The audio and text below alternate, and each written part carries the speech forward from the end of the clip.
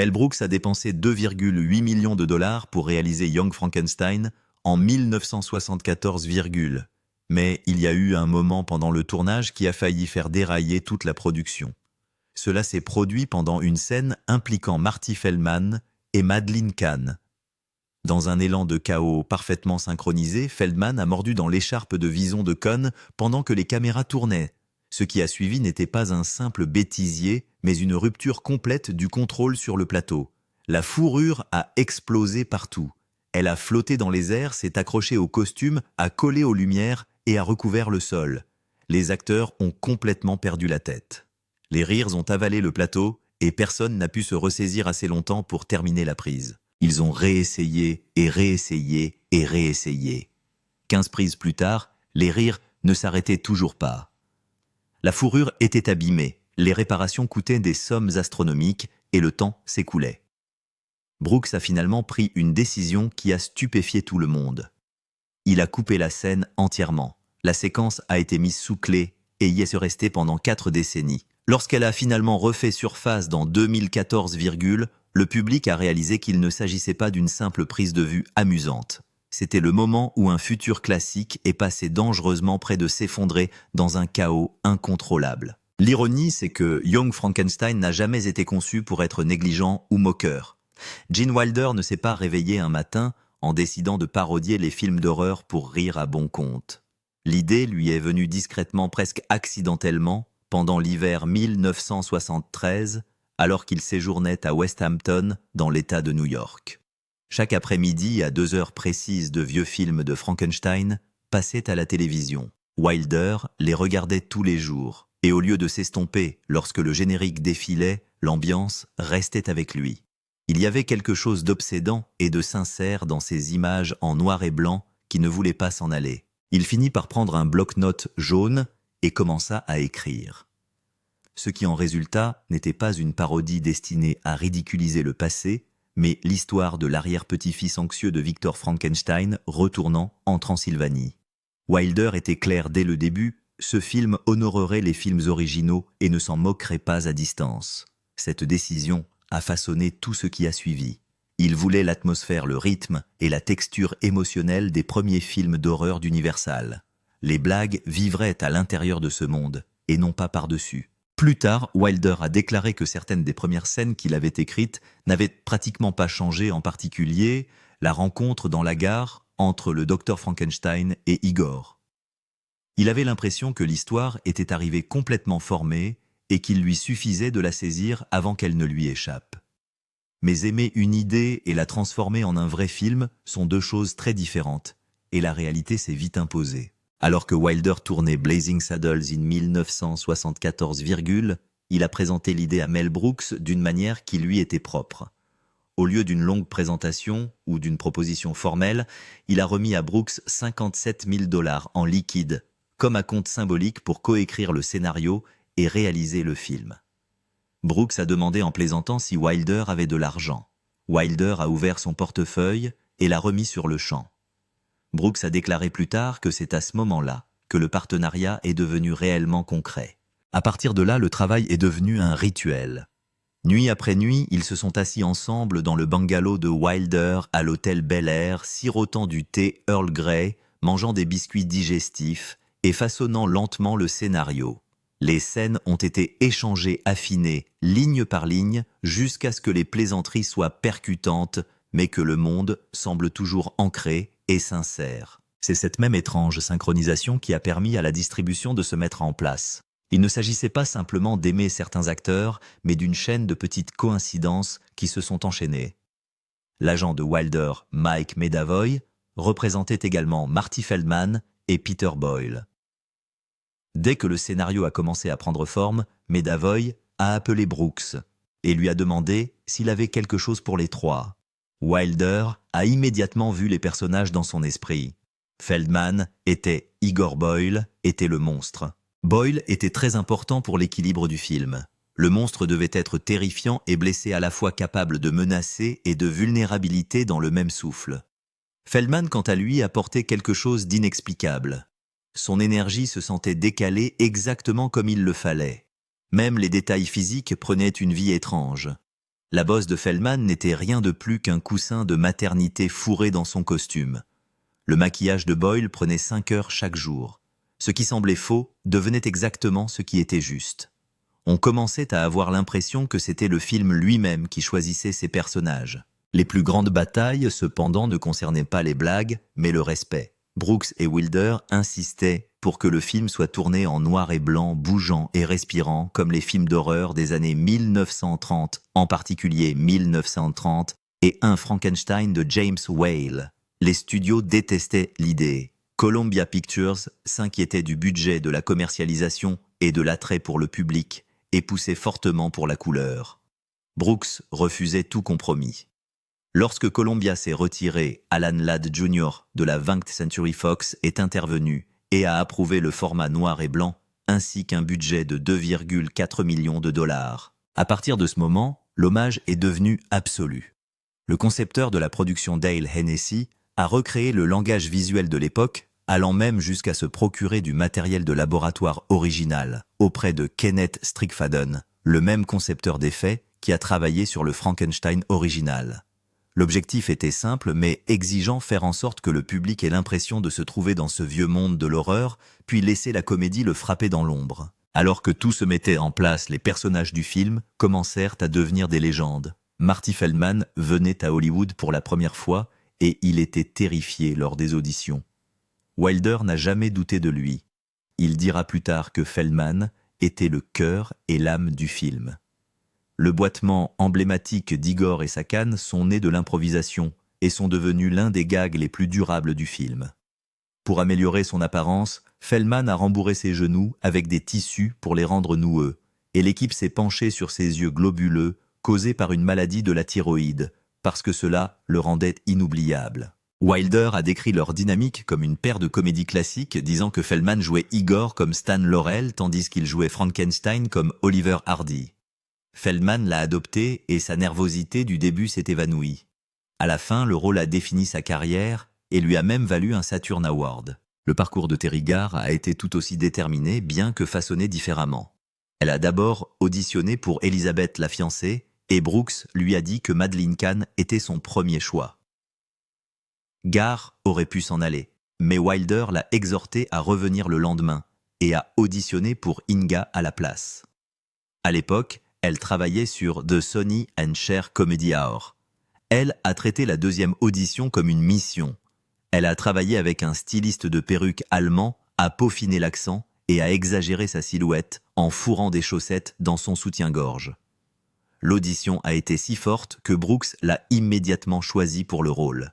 Elle a ensuite prononcé des répliques comme « Would you like to have a role in the hay ?»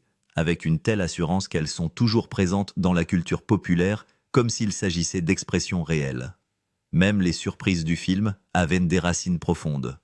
Gene Hackman, connu presque exclusivement pour des rôles dramatiques lourds, était ami avec Wilder et jouait au tennis avec lui. Il a demandé un petit rôle. Il ne restait qu'un rôle, celui de l'ermite aveugle. Cela semblait être un pari, mais on le lui a quand même donné. Le résultat est devenu l'une des scènes les plus drôles du film en grande partie parce que Hackman l'a joué de façon complètement hétéroclite et a laissé le chaos se produire autour de lui.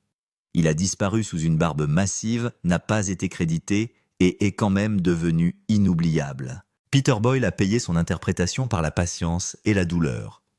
Le maquillage de William Tuttle était punitif, faisant souvent des cloques sur sa peau sous les lumières brûlantes.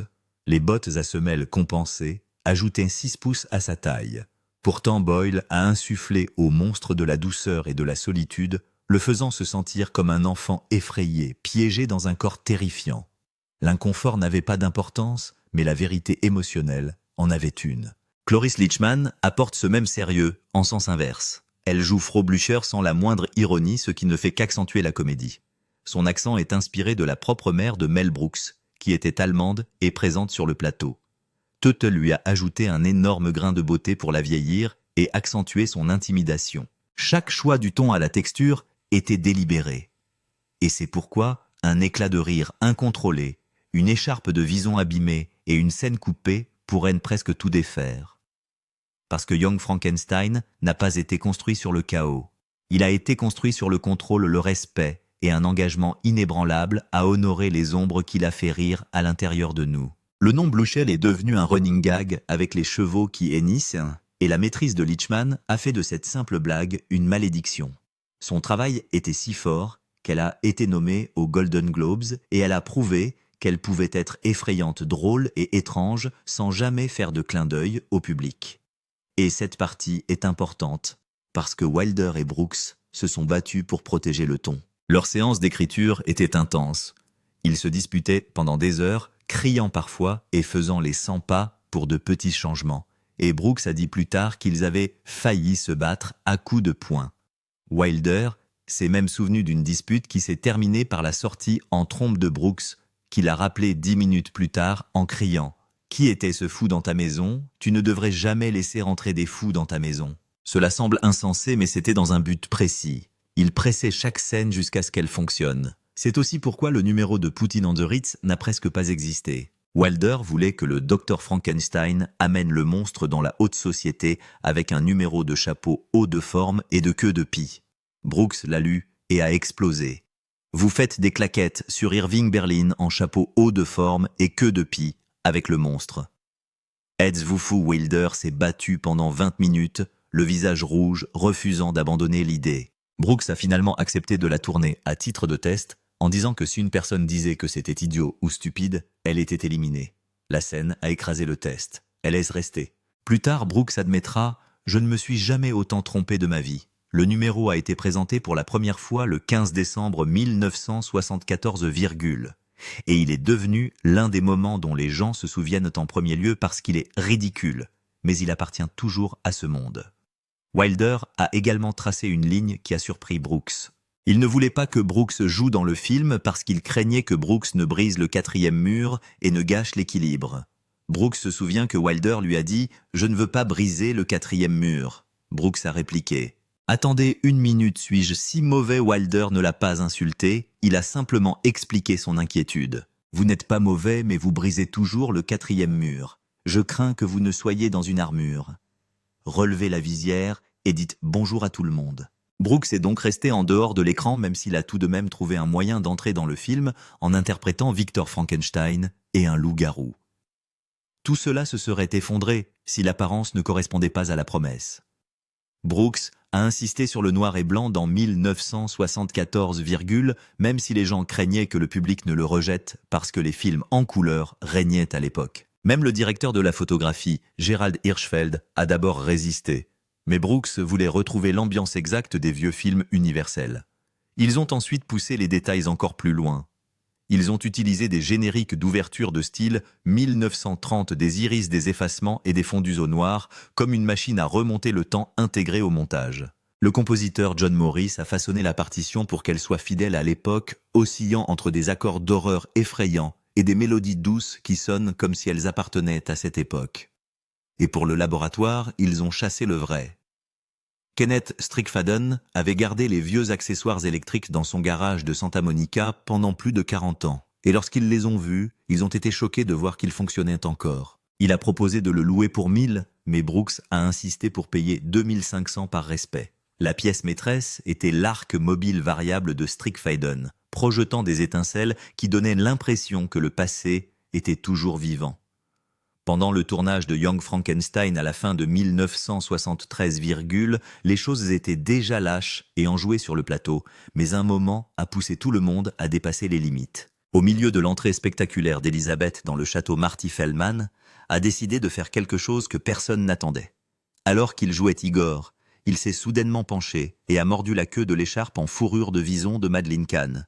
Ce n'était pas prévu. Les poils de vison blanc ont explosé en l'air et certains se sont retrouvés directement dans la bouche de Feldman. Il essaya de continuer, mais dut s'arrêter encore et encore, recrachant la fourrure comme un chewing-gum. Chaque fois qu'il la mordait, Madeleine Kahn hurlait, Gene Wilder paniquait et toute la troupe s'écroulait de rire. Ce qui aurait dû être une scène rapide s'est transformé en un véritable chaos et l'équipe a fini par la tourner près de 15 fois plus que n'importe quel autre moment du film. Finalement, Mel Brooks a dû interrompre le tournage et donner à tout le monde le temps de récupérer, car les rires ne voulaient tout simplement pas se calmer. Pourtant, malgré toute cette joie, la scène n'a jamais figuré dans le film final. Lorsque Mel Brooks a testé le film, le public a ri trop tôt et trop fort. La réaction a brisé le rythme de la parodie et détourné l'attention de ce qui était censé venir plus tard, en particulier la fameuse séquence du pied sur la brèche. Brooks craignait qu'un gag sauvage ne vienne aplatir l'accumulation de tout le reste, alors il a coupé la morsure de Vison complète et n'a gardé qu'un plan rapide du sourire tordu de Feldman. La folie était toujours là mais plus silencieuse. Pendant des années, la séquence complète est restée cachée, n'apparaissant que dans de rares bobines des coulisses et dans des collections de scènes supprimées. Gene Wilder a admis plus tard que cette simple improvisation avait causé plus de retard que n'importe quelle autre partie du tournage, ce qui en dit long sur la fragilité même d'un plateau de comédie. Ce qui a rendu ce moment si choquant, c'est en partie qu'il n'était pas inoffensif. L'écharpe en vison de Madeleine Kahn a coûté 51 973, soit environ 325 aujourd'hui. Feldman l'a en fait endommagé, faisant voler des poils coûteux sur le plateau. Kahn en a plaisanté après coup, lui rappelant qu'il s'agissait de vrais visons, mais que des réparations devaient encore être effectuées et que les nerfs devaient encore s'apaiser. Il a montré comment un choix impulsif pouvait se répercuter sur l'ensemble d'une production, obligeant à des reprises, à des modifications de costumes et à une décision difficile du réalisateur pour protéger le déroulement du film. Cette même tension entre le contrôle et l'instinct s'est retrouvée chez Gene Wilder lui-même. Lorsqu'il est arrivé sur le plateau pour jouer le Dr Frankenstein, il portait une fine moustache hollywoodienne qui n'était pas prévue dans le scénario. Mel Brooks ne l'a pas aimée au début car elle ne correspondait pas à l'image qu'il avait en tête, mais Wilder y croyait tellement qu'il a filmé 2 fois des scènes clés, une fois avec la moustache et une fois sans. Lorsque Brooks a revu les images, il a changé d'avis. Il écrira plus tard que Gene n'avait jamais été aussi beau dans le rôle. Ce qui avait commencé comme un désaccord discret s'est transformé en l'un des traits caractéristiques du personnage, un petit détail qui a ajouté du charme et une touche d'élégance classique à la performance. L'improvisation a continué à façonner le film de manière inattendue. Lorsque Gene Hackman a rejoint le casting pour incarner l'ermite aveugle, le rôle devait être bref et simple. Pourtant, Hackman a demandé s'il pouvait essayer quelques idées. Au cours de la scène, il a soudainement prononcé la réplique sur la préparation d'un expresso, une blague complètement moderne qui n'avait aucun sens à l'époque du film. Le plateau a explosé de rire. Brooks l'a aimé instantanément et l'a gardé. La scène se coupe au noir juste après, presque comme si le film lui-même ne pouvait pas supporter la plaisanterie. Cette simple phrase est devenue l'un des moments les plus mémorables, prouvant que parfois la chose la plus drôle est celle qui ne devrait pas exister du tout. Alors que certains acteurs jouaient librement, d'autres souffraient discrètement. Peter Boyle passait des heures chaque jour enterré sous des couches de prothèses pour devenir le monstre. Le processus de maquillage a duré environ 4 heures, emprisonnant la chaleur et la colle contre sa peau, sous les lumières crues du studio. À la fin des journées de tournage, son visage donnait souvent l'impression de surchauffer. Parfois, il avait l'impression que le maquillage lui-même était en train de fondre. Les équipes chargées des effets spéciaux ont même créé des plâtres en fibre de verre pour les scènes les plus dangereuses, afin de le protéger. C'était épuisant et douloureux, mais Boyle est allé jusqu'au bout, et le résultat a donné un monstre à la fois terrifiant et étrangement humain. Et puis, il y a eu Marty Feldman, qui a ajouté le chaos par des moyens plus modestes. La bosse errante d'Igor n'a jamais été écrite dans le scénario. Feldman a simplement commencé à la déplacer d'un côté à l'autre entre les scènes. À un moment, elle était à gauche. La fois suivante, c'était à droite. L'équipage l'a remarqué et a ri. Brooks et Wilder l'ont adoré et se sont laissés aller à la plaisanterie. Cette bosse mouvante est devenue une punchline visuelle discrète qui a récompensé les spectateurs attentifs et a résumé l'esprit de toute la production. Mel Brooks avait de grandes idées pour Young Frankenstein, et certaines d'entre elles étaient si folles qu'elles auraient pu changer tout le film en 1 seconde. Un jour, il aurait lancé un gag qui semblait drôle sur le papier, mais dangereux dans la réalité. Il aurait suggéré que le monstre de Frankenstein prononce ses premiers mots en imitant Cary Grant. C'était le genre de blague qui frappait fort et vite, et qui avalait l'ambiance tout de suite après. Gene Wilder l'a entendu et est resté calme. Il était co-scénariste, il tenait le rôle principal et il protégeait le ton au péril de sa vie. Il a donc fait quelque chose de discret et d'intelligent. Il a fait semblant d'écrire l'idée comme s'il l'aimait, mais au fond de lui, il espérait que Brooks l'oublierait. Et d'une certaine manière, Brooks l'a oublié. Ce petit moment en dit long. Brooks aimait les grandes comédies qui repoussaient les limites. Wilder voulait que les blagues s'insèrent dans l'histoire sans rompre le charme. Il ne voulait pas que le monstre devienne un dessin animé à la seconde où il ouvrait la bouche. Il voulait que le monstre se sente d'abord humain. Ce choix était important parce qu'il permettait de faire de la place pour des moments où le discours du monstre était à la fois drôle et étrangement touchant, y compris la fameuse réplique « Je suis le monstre ». Une fois que l'on s'en rend compte, on commence à voir l'ensemble du décor comme un lieu où l'équilibre était toujours menacé. C'était une comédie, oui, mais c'était aussi une parodie minutieuse de l'horreur classique. Et même un petit décalage pouvait la faire basculer dans la pure bêtise. Brooks poussait Wilder, tirait en arrière, puis le film atterrissait à nouveau dans cette zone idéale. Pourtant même lorsque le ton restait contrôlé, le plateau lui-même ne se comportait pas toujours bien. L'un des moments les plus discutés s'est produit pendant la scène de la morsure de Vison avec Marty Feldman et Madeleine Kahn. La situation était déjà drôle devant la caméra, mais en coulisses, elle s'est transformée en véritable chaos. Feldman n'arrêtait pas de mordre l'enveloppe de Vison, et chaque fois qu'il le faisait de la fourrure, se retrouvait dans sa bouche. C'est alors que les rires ont commencé, non pas des rires polis, mais le genre de rire qui gâchent une prise, le genre de rire qui vous font mal au visage. Ils ont dû tourner à nouveau, et jusqu'à 15 fois, parce que les acteurs ne pouvaient pas s'arrêter de rire. Le problème, c'est que chaque prise supplémentaire a un coût.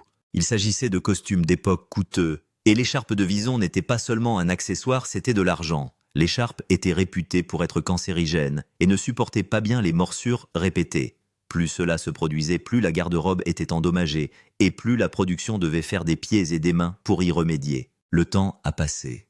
L'énergie a baissé. Le rire s'est répandu. Dans d'autres moments, l'équipe a dû nettoyer le désordre et réinitialiser la scène encore et encore.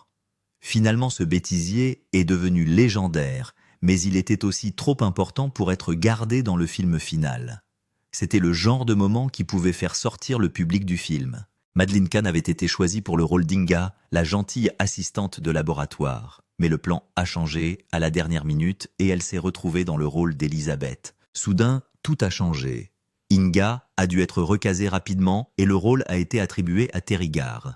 Pendant ce temps, Kahn a dû s'adapter et la production a dû s'adapter avec elle. Cela signifiait des retouches au scénario, de nouveaux essayages de costumes, de la pression. Et tout cela se passait à proximité des jours de tournage quand il n'y avait pas beaucoup de temps pour respirer. Mais quand Kahn est entré dans la peau d'Elisabeth, quelque chose a fait tilt. Sa performance avait ce style élégant et dramatique qui pouvait se transformer en comédie en un seul temps. Ce changement a façonné des moments clés dont la fameuse séquence « Oh, Sweet Mystery of Life ». C'était un pari, et il a été payant car l'Elisabeth de Kahn est devenue l'un de ces personnages dont les gens se souviennent pendant des décennies. Et au centre de tout cela, Gene Wilder lui-même essayait de transformer son énergie à l'écran en quelque chose de nouveau. Les gens le connaissaient déjà sous les traits de Willy Wonka, enjoué et rêveur, flottant à travers les scènes avec une étrange étincelle. Mais le docteur Frankenstein avait besoin d'un moteur différent. Il devait être suffisamment sérieux pour avoir sa place dans un vieux film de monstres et suffisamment nerveux pour que la comédie fonctionne. Brooks, du moins, au début, s'est orienté vers une version plus grande et plus large du scientifique. Wilder s'est battu pour obtenir quelque chose de plus contrôlé, pas plat, pas calme, juste plus réel. Il a construit le personnage avec de petits choix, des gestes et une voix prudente qui pouvait passer de la fierté à la panique sans avertissement. Brooks a admis plus tard que l'approche de Wilder était devenue le cœur du film, parce qu'elle donnait à l'histoire une impression de fondement même lorsque les blagues devenaient absurdes. Et comme l'équipe était très forte, le danger est devenu évident. Si le plateau se transformait en un lieu de rires incessants, le film risquait d'être désordonné. C'est la raison pour laquelle tant de bêtisiers et de moments non scénarisés ont été écartés du montage final. Certaines scènes étaient tellement chaotiques qu'elles menaçaient complètement l'illusion. Il y a même eu un moment où les acteurs étaient sur le point de perdre la boule, et où Cloris Leachman aurait dit depuis les coulisses « Je vais faire pipi ». Cela semble drôle. Et c'était drôle, mais cela montre aussi à quel point le film aurait pu facilement se transformer en une folie brute dans les coulisses au lieu d'une parodie bien ficelée. Brooks et Wilder ont donc pris une décision difficile. Ils ont coupé les moments les plus fous. Ils ont gardé un rythme serré. Ils n'ont laissé que de petites allusions à la folie des acteurs, assez pour ressentir l'énergie, mais pas assez pour briser le film. Puis vint le plus grand pari de tous, celui qui aurait pu enterrer les rires de tous. Young Frankenstein a été présenté pour la première fois le 15,1974, Avant cela, Brooks avait convaincu la 20th Century Fox d'investir environ 2,8 millions, certaines sources évoquant 2,78 millions. C'était un chiffre important pour une comédie et un risque encore plus grand, car le film était tourné en noir et blanc. À l'époque, la couleur régnait sur l'écran, et de nombreuses personnes dans l'industrie doutaient que le public se rende à une parodie monochrome au milieu des années 1970. Columbia Pictures aurait hésité à la fois sur le budget et sur le choix du noir et blanc, et le projet s'est retrouvé à la Fox, où Alan Ladd Jr. a donné son accord. Lorsque le film a finalement atterri, le doute n'a pas duré longtemps. Par rapport à ce budget de 2,8 millions de dollars, le film a explosé. Le film a rapporté 86,2 millions de dollars aux États-Unis et 86,4 millions de dollars dans le monde. Un tel rendement n'était pas normal. Il a transformé un choix stylistique risqué en une victoire financière dont les gens parlent encore. Selon certaines estimations, le film a rapporté près de 30 et une fois son budget. Et le succès ne s'est pas limité à la vente de billets, il est devenu un moment culturel, le genre que l'on cite, que l'on revoit, qui ne cesse de trouver de nouveaux adeptes. Le film a obtenu 95% sur Rotten Tomatoes, sur la base de 73 critiques, avec une note moyenne de 8,6 sur 10. Il a également obtenu 2 nominations aux Oscars pour le meilleur scénario adapté pour Brooks et Wilder et pour le meilleur son. Au fil du temps, le film a reçu de plus en plus d'honneurs et sa réputation n'a cessé de croître au lieu de s'estomper. Puis le film a franchi une étape encore plus importante que la popularité dans 2003, la Bibliothèque du Congrès a sélectionné Young Frankenstein pour être conservé dans le National Film Registry, registre national des films. Seuls 25 films sont ajoutés chaque année, et celui-ci a été retenu en raison de son importance culturelle, historique et esthétique. Cette décision lui a conféré une place protégée dans l'histoire du cinéma américain. Ce n'était plus seulement un film que les gens aimaient. Il est devenu un morceau de la mémoire du pays qu'il fallait sauver. À la même époque, l'American Film Institute lui a accordé un autre type de respect. Dans 2000, l'AFI a classé Young Frankenstein au 13e rang de sa liste 100 ans sans rire. Puis dans 2004, il a figuré dans la liste des 100 ans et des 100 chansons de l'AFI à cause de Puttin on the Ritz. C'est dire à quel point c'était profond. Ce n'était pas seulement drôle, c'était emblématique. Même le chaos caché a eu une longue vie. Ce bêtisier de morsures de vison est resté dans l'ombre pendant des années, traité presque comme une séquence interdite. Les fans en ont entendu parler. Certains l'ont vu à l'occasion d'événements spéciaux, mais il n'est arrivé dans les collections domestiques qu'à l'occasion de la sortie en Blu-ray du 40e anniversaire dans 2014. À ce moment-là, il ne s'agissait pas seulement d'un bêtisier, mais d'une preuve de l'alchimie qui régnait sur le plateau, d'une preuve que les acteurs s'amusaient trop et d'une preuve que le ton final serré du film nécessitait une véritable discipline. Et bien sûr, une fois que quelque chose devient si aimé le monde, essaie de le refaire sous d'autres formes. Dans 2007, Young Frankenstein a été adapté en comédie musicale à Broadway, écrite par Mel Brooks et co-dirigée par Susan Stroman. Le spectacle avait de réels efforts derrière lui, mais il apportait un lourd problème dès le premier jour. La distribution originale a laissé une ombre qu'il est difficile d'oublier. Le Dr Frankenstein de Gene Wilder, l'Igor de Marty Feldman, l'Afro-Blucher de Cloris Leachman. Ces performances n'ont pas été faciles à recréer. La comédie musicale est restée à l'affiche pendant environ 1 an et a reçu des critiques mitigées, mais cela a prouvé que l'histoire avait encore du pouvoir. Les gens en voulaient encore même si les fantômes de l'original étaient impossibles à ignorer. Et aujourd'hui, après tout ce temps, il y a un autre élément étrange qui fait que le film reste rare. Dans de nombreuses régions, Young Frankenstein n'est toujours pas facile à trouver en streaming et les collectionneurs finissent souvent par compter sur le DVD, le Blu-ray ou les projections spéciales pour le voir. Cette rareté ajoute une couche supplémentaire à sa légende. Un film qui a failli devenir un chaos. Un film qui a failli devenir trop large. Un film qui aurait pu transformer le monstre en une impression rapide et perdre son cœur. Au lieu de cela, elle est restée intelligente humaine et est devenue à la fois une comédie classique et un trésor national.